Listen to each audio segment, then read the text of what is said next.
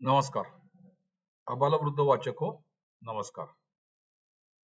आज मी आपल्यासमोर अजून एका पुस्तकाबद्दल बोलणार आहे आणि त्या पुस्तकाचं नाव आहे ड्रॅगन जागा झाल्यावर.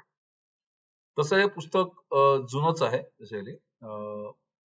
मराठीतील प्रसिद्ध लेखक अरुण साधू यांनी या पुस्तकाचं लिखाण केलेलं आहे आणि हे पुस्तक राजा हंस प्रकाशनतर्फे प्रकाशित करण्यात आलेलं होतं. तर पुस्तकाकडे वळण्या अगोदर थोडंफार आपण अरुण साधूंबद्दल समजून घेऊया. तर माननीय अरुण साधू हे पत्रकार आणि साहित्यिक या दोन्ही भूमिकांमध्ये लिलया वावरणारे सिद्धहस्त व्यक्तिमत्व होते. मराठी वाचकांना आंतरराष्ट्रीय राजकारणातील प्रवाहांची, विशेषतः साम्यवादाची ओळख त्यांनी त्यांच्या ऐतिहासिक पुस्तकातून करून दिलेली आहे. तसेच सिंहासन सारखी कादंबरी यातून त्यांनी भारतीय राजकारणाचा आढावा घेतलेला आहे. माझ्या अंदाजे जे माझ्या पिढीतले लोक असतील त्यांनी सिंहासन हा चित्रपट बघितला असेल आणि नसेल बघितला तर तो युट्यूबवर उपलब्ध आहे. तर तो चित्रपट जो आहे तो जरूर बघा. भारतीय म्हणण्यापेक्षा विशेषतः महाराष्ट्रातलं जे काही राजकारण आहे त्या संदर्भात तो चित्रपट जो आहे तो अतिशय छान चित्रपट आहे. आणि जमलंच तर सध्या जे काही राजकारण चालू आहे 2024 साली, तर त्याच्याशी तुम्ही त्या चित्रपटाची सांगड घालून बघू शकता. असो, थोडं विषयांतर झालं. तर आपण पुस्तकाकडे पुन्हा वळूया. तर अरुण साधू यांनी सदर पुस्तकामध्ये 1949 साली झालेल्या साम्यवादी क्रांतीपासून ते इसवी सन 2004 पर्यंतचा चीनचा सम्यक इतिहास सामान्य वाचकाला समजेल अशा तऱ्हेने मांडलेला आहे. तर आता या पुस्तकात त्यांनी कुठला इतिहास मांडलेला आहे तर ते आपण थोडक्यात बघूया. तर सदर पुस्तकात एकूण 25 प्रकरण आहेत. तर पहिल्या प्रकरणात सध्याच्या चीनची ओळख लेखकांनी करून दिलेली आहे. तसेच सध्याची जागतिक परिस्थिती आणि चीनमधील परिस्थिती लक्षात घेता चीनचे पुढील भवितव्य काय असेल याचा उहापोह पण लेखकांनी काही जागतिक तज्ञांची मते लक्षात घेऊन केलेला आहे. अर्थात आपल्याला हे लक्षात घेतलं पाहिजे की याच्यामध्ये 2004 पर्यंतचाच कालावधी घेतलेला आहे आणि सध्याचं जर आपण चित्र बघितलं तर ते कदाचित थोडं वेगळं दिसू शकेल. मुख्यतः करोनाची लाट आल्यानंतर चीनमध्ये जी काही उलथापालथ झाली, साहजिकच अरुण साधूंना तेव्हा निश्चितच कल्पना नसेल किंवा असं काही होऊ शकेल आणि त्याच्यामुळे कदाचित त्यांना पुढले अंदाज बांधता आले नसतील किंवा त्यांनी तसा प्रयत्न केला नसेल. तरी पण आताची जर परिस्थिती बघितली तर 2004च्या अंदाजाप्रमाणे चीन कुठे जायला पाहिजे होतं आणि कुठे आहे याची तुलना आपण मात्र निश्चितच करू शकतो. तर चीनचं सर्वात मोठं वैशिष्ट्य म्हणजे सलग 5000 वर्षाची सांस्कृतिक पार्श्वभूमी असलेला हा देश कधीही पारतंत्र्यात गेला नाही. तसेच भारताच्या 7 पट विशाल असून सुद्धा सतत 2000 वर्षे एकछत्री अंमलाखाली चीन राहिला. अखंड चीनभर संपर्काची एकच भाषा. नंतर सध्याच्या प्रशासकीय सेवेत अधिकारी निवडण्याच्या पद्धतीचा आणि प्रणालीचा गेले 2000 वर्षापासून होत असलेली अंमलबजावणी.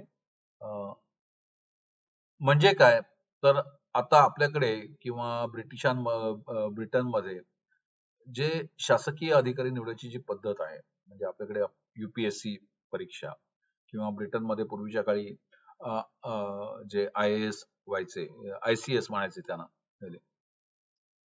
तर ही जी परीक्षा प्रणाली आहे ही मुख्यतः चीनमध्ये पहिल्यांदा अंमलात आणली गेली आणि त्याच्या वेगवेगळ्या श्रेण्या होत्या. म्हणजे पहिल्यांदा गाव पातळीवर परीक्षा व्हायच्या, नंतर तालुका पातळीवर परीक्षा व्हायच्या, नंतर जिल्हा पातळीवर परीक्षा व्हायच्या.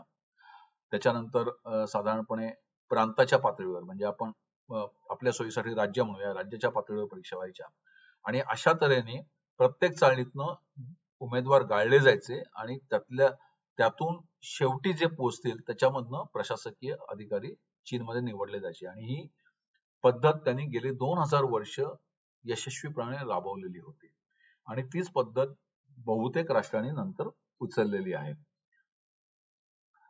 तर 18व्या शतकापर्यंत चीन हा जगातला सर्वात श्रीमंत देश होता. म्हणजे आपण इतिहासामध्ये वर्णनं वाचली असतील की जवळजवळ पूर्ण जगाचा जो जीडीपी होता त्यातला 40% जीडीपी भारत आणि चीन यांचा होता. म्हणजे चीन खालोखाल भारत पण तेवढाच समृद्ध होता. तर त्याच्यानंतर मग या चीनच्या वैभवाला का होहोटी लागली? त्याची परिणती पुढे कशात झाली? तर याचा पूर्ण मागोवा पुढे घेतलेला आहे. तर इंग्रजांनी व्यापाराच्या निमित्ताने चीनमध्ये अफू पोचवली आणि चीनी लोकांना अफूचं व्यसन लावलं. याच्यामध्ये एक महत्वाचा उल्लेख म्हणजे अर्थात त्याच्यामध्ये जर आपण ऐतिहासिक पार्श्वभूमी लक्षात घेतली तर गैर असं काही म्हणता येणार नाही, पण टाटाचा जो उदय झाला किंवा टाटांची जी संपत्ती निर्माण झाली ही पण या अफूच्या व्यापारातूनच निर्माण झालेली होती. जे गिरीश कुबेरांचं टाटा हे जे पुस्तक आहे त्याच्यामध्ये याचा उल्लेख आलेला आहे. तर ब्रिटिशांनी चीनला अफूचं व्यसन लावलं आणि त्याच्यानंतर जेव्हा चीनी लोकांच्या हे लक्षात आलं तेव्हा तिथे ब्रिटिशांबरोबर युद्ध झाली आणि त्याच्यामध्ये चीनी लोकांचा पराभव झाला आणि या पराभवामध्ये ब्रिटिशांनी चीनी सम्राटावर काही अपमानास्पद करार लादून आपली भरभराट घडवून आणली. मात्र या परिस्थितीमुळे चीनमध्ये जे काही अराजक निर्माण झालेलं होतं त्यातूनच पुढे लाल क्रांतीचा उदय झाला. आता ही लाल क्रांती कोणी घडवून आणली तर त्याच्या मागे जो नेता होता त्याचं नाव माओ त्से तुंग. तर लॉंग मार्च हा साम्यवादी क्रांतीमधला एक मोठा प्रसंग आहे किंवा मोठी घटना आहे. तर माओ त्से तुंग आणि त्याचे साथीदार यांनी हा लॉंग मार्च काढला आणि अचानक एका क्षणी ते बीजिंग मध्ये येऊन दाखल झाले आणि त्याच्यातूनच पुढे चीनी साम्यवादाची क्रांती घडली 1949 साली. तर त्याच्यानंतर मग माओनी राष्ट्र उभारण्यासाठी काय केलं? नंतर रशिया आणि चीनचे संबंध कसे होते? जेव्हा कोरियन युद्ध झालं तेव्हा अमेरिकेच्या सैन्याला चीनी सैन्याने कसं तोंड दिलं, त्यातूनच पुढे उत्तर कोरिया दक्षिण कोरियाची निर्मिती कशी झाली. नंतर चीनचे पुढे रशिया बरोबरचे संबंध कसे बिघडले आणि एक वेळ तर अशी आली क्रुश्चेवच्या काळामध्ये की चीन आणि रशियन सैन्य एकमेकांसमोर युद्धासाठी उभे ठाकले. तसंच स्टॅलिनने वारंवार माओला कसं धुतकारण्याचा प्रयत्न केला किंवा स्टॅलिनला जो अपेक्षित साम्यवाद होता तो माओनी कसा नाकारला आणि माओनी स्वतःची धोरणं कशी राबवली हा सगळा तपशील या पुस्तकामध्ये येतो आणि तो वाचन निश्चितच मनोरंजक आहे. त्यातनं आपल्याला साम्यवादाचे पण विविध पैलू कळतात.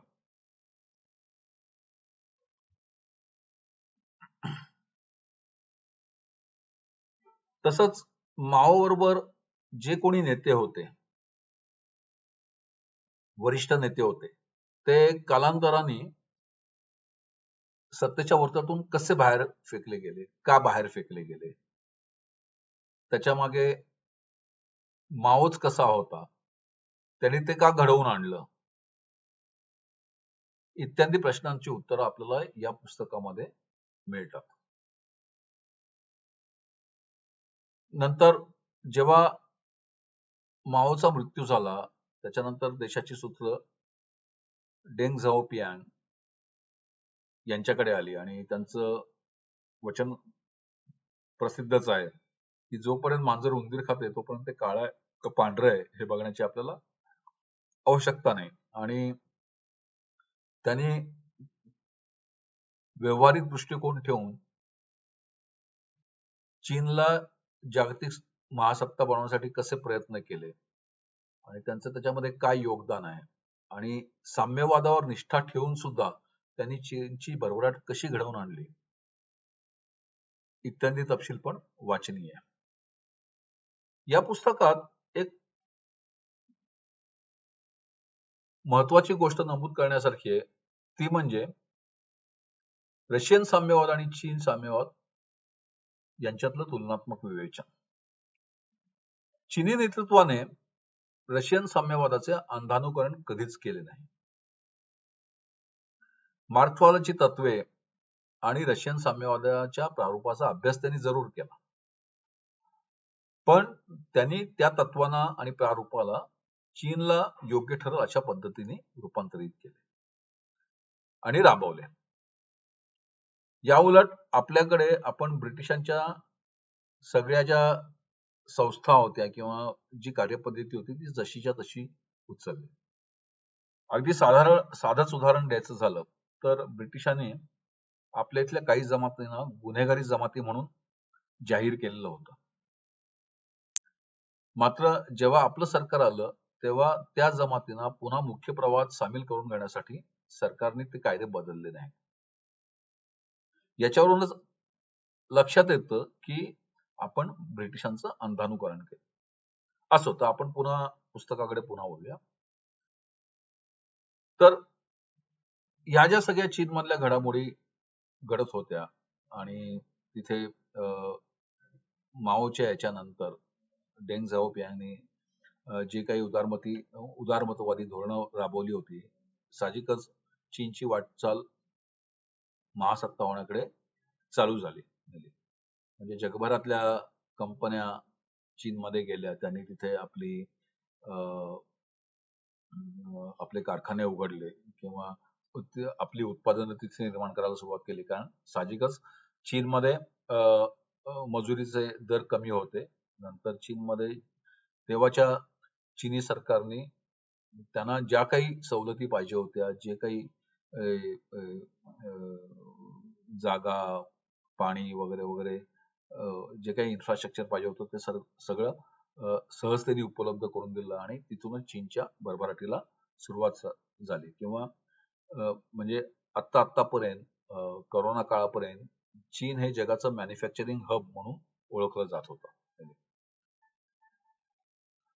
नंतर साहजिकच जेव्हा चीनी लोकांचा पाश्चात्याशी संपर्क येऊ लागला तेव्हा पाश्चात्यांची खुली विचारसरणी चीनमधल्या युवकांना कळायला लागली किंवा ते त्यांनी प्रभावित व्हायला लागले आणि त्याचीच परिणिती ते चौकामधले जे बंड किंवा जे आंदोलन झालं त्याच्यामध्ये झाली. अर्थात चीनी सरकारने ते जे बंड होतं ते अतिशय निर्दयपणे चिरडून टाकलं आणि चीनी जनतेला त्यांनी साम्यवादामध्येच जखडून ठेवलं. रशियामध्ये जे काही झालं की ग्लासनोस्ट आणि पेरिस्ट्रोइका या धोरणांमुळे रशियाचं विभाजन झालं. नंतर जर आपण बघितलं तर साधारणपणे जवळजवळ 10 वर्ष रशियाचं महासत्ता हे स्थान निघून गेलं आणि रशियामध्ये पूर्णपणे अराजक होतं. मात्र तसं काही चीनमध्ये घडू शकलं नाही कारण चीनी नेत्यांची आपल्या पक्षावर, साम्यवादावर आणि लोकांवर असलेली मजबूत पकड आणि याच्यामध्येच आपल्याला गोर्बाचेव आणि डेंग झाओपियांग यांच्यामधला फरक लक्षात येतो. चीनच्या प्रगतीप्रमाणेच चीनमधील भ्रष्टाचार तसेच सरकारी आकडेवारीतील खोटेपणा, विविध फसलेली धोरणे म्हणजे एक कुटुंब एक मूल किंवा घरोघरी पोलाद निर्मिती हे माओच्या काळात झालेलं होतं. याचा पण परामर्श लेखकाने घेतलेला आहे. म्हणजे जेव्हा मी हे पुस्तक वाचत होतो आणि जेव्हा हे घरोघरी पोलाद निर्मिती हा जो प्रकार होता, तर याच्यामध्ये घरोघरी पोलादाच्या भट्ट्या उघडल्या होत्या आणि मग त्या पोलादाच्या भट्ट्यांना लागणारा कोळसा कुठून येणार? तर त्याच्यामुळे चीनमध्ये बेसुमार जंगलतोड झाली. त्याचा पर्यावरणावर परिणाम झाला. त्याच्यामुळे अन्नधान्याची टंचाई निर्माण झाली. असे विविध दुष्परिणाम झाले आणि चीनला त्याची मोठी किंमत मोजावी लागली. तर असे जे काही प्रसंग आहेत, तर काही याच्यामध्ये फसलेल्या पण काही धोरणं आहेत. तर त्याचा पण परामर्श लेखकांनी घेतलेला आहे. सरतेशेवटी चीन आणि भारत यांच्यातील तुलना लेखकांनी केलेली आहे. अर्थात आपल्याला हे लक्षात घेतलं पाहिजे, की ही जी तुलना ही 2004 पर्यंतचीच आहे. त्याच्यानंतर भारतामध्ये सुद्धा भरपूर बदल झालेले आहेत आणि चीनमध्ये पण भरपूर बदल झालेले आहेत. आणि त्याच्यामुळे अ, अ, अ, याच्यामध्ये या पुस्तकामध्ये जे काही लेखकांनी मांडलेलं आहे, ते आता पुन्हा काळाच्या कसोटीवर आपल्याला तपासून घ्यावं लागणार आहे निश्चितच. मात्र याच्यामध्ये एक महत्वाची गोष्ट अशी आहे, की वेळोवेळी चीनने आपल्या सत्वाची कशी जपणूक केली आणि वेळीप्रसंगी कठोर भूमिका कशी स्वीकारली, हे पण बघण्यासारखं आहे. आणि साधारणपणे 2014 पर्यंत आपल्याकडे या गोष्टीची वानवा होती. आपण जगाची जरा जास्तच काळजी करत होतो. आणि त्याच्यामुळे प्रत्येक वेळेला आपलं धोरण हे पडतच असायचं. तर त्या पार्श्वभूमीवर म्हणजे चीनचं वेगळेपण हे उठून दिसतं. असो तर हे पुस्तक ज्यांना चीनबद्दल अधिक माहिती हवी आहे किंवा चीनचा पूर्व इतिहास जाणून घ्यायचा आहे, त्यांनी हे पुस्तक जरूर वाचावं. याच्यामध्ये फक्त मला एक त्रुटी अशी जाणवली, की 1962च्या युद्धासंदर्भात लेखकांनी फार थोडं लिहिलेलं आहे. कारण चीननी भारतावर जवळ-जवळ हे युद्ध लादलेलं होतं आणि अ, या संदर्भात आपले राज्यकर्ते कुठेतरी कमी पडले आणि आपल्याला पराभव पत्करावा लागला. पण याचा फार थोडा उल्लेख अ, अ, लेखकांनी केलेला आहे. कदाचित असं असू शकेल, की पूर्ण अ, चीनचा इतिहास लक्षात घेता 1962चं युद्ध हा एक छोटासा प्रसंग असेल. त्याच्यामुळे कदाचित लेखकांनी त्याच्यावर तेवढा भर दिलेला नसेल. पण आपल्या दृष्टीने मात्र तो एक ती एक अतिशय महत्त्वाची घटना होती. असो तर जर माझं हे विवेचन आवडलं असेल तर जरूर हे पुस्तक वाचा आणि चीनचा पूर्व इतिहास जाणून घ्या. धन्यवाद.